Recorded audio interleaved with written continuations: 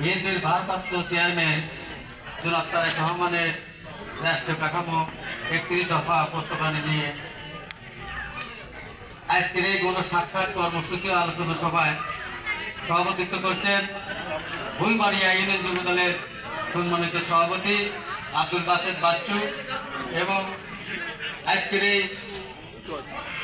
অনুষ্ঠানে উদ্বোধনী উপস্থিত আছেন পাবনা সরকারি এডাত কলেজ ছাত্র দলের সাবেক ছাত্র নেতা বাংলাদেশ জাতীয়তাবাদী যুবদল কেন্দ্রীয় কমিটির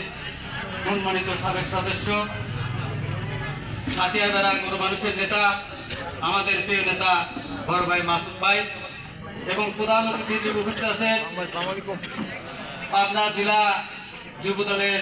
সম্মানিত সভাপতি ইলিয়াস আহমেদ ঢিমেলানা এবং প্রধান বক্তা হিসেবে আছেন পাবনা জেলা যুব দলের সংগ্রামী সদস্য সচিব মনির আহমেদ মনির এবং বিশেষ অতিথি হিসেবে আরো উপস্থিত আছেন সাথে উপজেলা যুব দলের সংগ্রামী সদস্য সচিব মিজানুর রহমান বাবুল এবং আরো বিশেষ অতিথি হিসেবে উপস্থিত আছেন সাথে উপজেলা যুব দলের সংগ্রামী সিনিয়র যুগ্ম আহ্বায়ক মনির ইসলাম রাজা এবং আরো উপস্থিত আছেন ফুলবাড়ি ইউনিয়ন যুব বিএনপির সাবেক সংগ্রামী সভাপতি সাগরাল লালু কাকা এবং আমার সামনে উপবিষ্ট বিভিন্ন ইউনিয়ন থেকে আগত যুবদলের নেতৃবৃন্দ এবং ছাত্র দলের নেতৃবৃন্দ বিএনপি সবাইকে জানাই আমার প্রাণের প্রিয় সংগঠন বাংলাদেশ জাতীয়তাবাদী যুবদল সাথী উপজেলা শাখার পক্ষ থেকে সংগ্রামী শুভেচ্ছা অভিনন্দন। সম্মানিত উপস্থিতি, আপনারা জানেন এই ফ্যাসিবাদ সরকার হাসিনা স্বৈরাচার সরকার পালিয়ে গেছে, কিন্তু বন্ধুরা আমি একটা কথা বলতে চাই, ফ্যাসিবাদ সরকার হাসিনা পালিয়ে গেলেও তার দোষরা কিন্তু বাংলাদেশের মাটিতে এখনো আছে।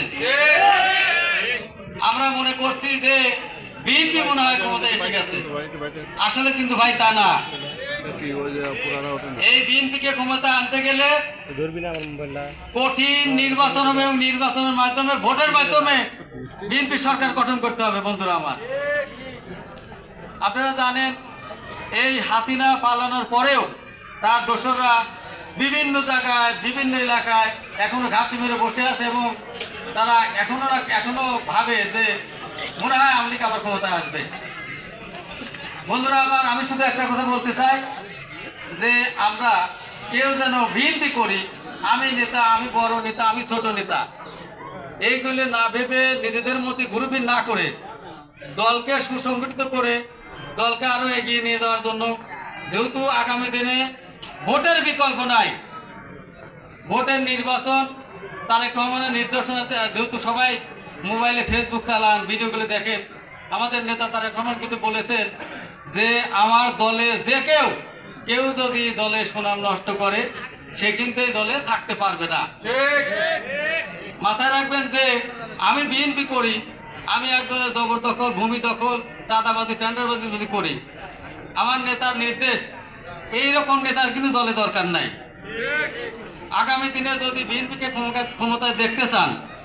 প্রত্যেক বাড়ি প্রত্যেকটা ভোটারের কাছে যেতে হবে এবং ভোট চাইতে হবে, যাতে বিএনপিকে ভালোবাসে এমন আস্থা তৈরি করতে হবে যে মানুষ বিএনপির প্রতি আস্থা বেশি হয়, যে বিএনপি বাংলাদেশের একটি জনপ্রিয় দল, এটা আমরা সবাই জানি নাকি। যেহেতু তারেক রহমানের নির্দেশ, তারেক রহমান আমাদের নেতা, আমরা নেতার কথা অবশ্যই মানবো নাকি ভাই। তাহলে তারেক রহমানের নির্দেশ যদি আমরা মেনে চলি তাহলে দল সুসংগঠিত হবে। আমি অমুক ভাই পোস্টে আছে, আমি নাই, আমি ওই জায়গায় যাবো না, এটা ঠিক না।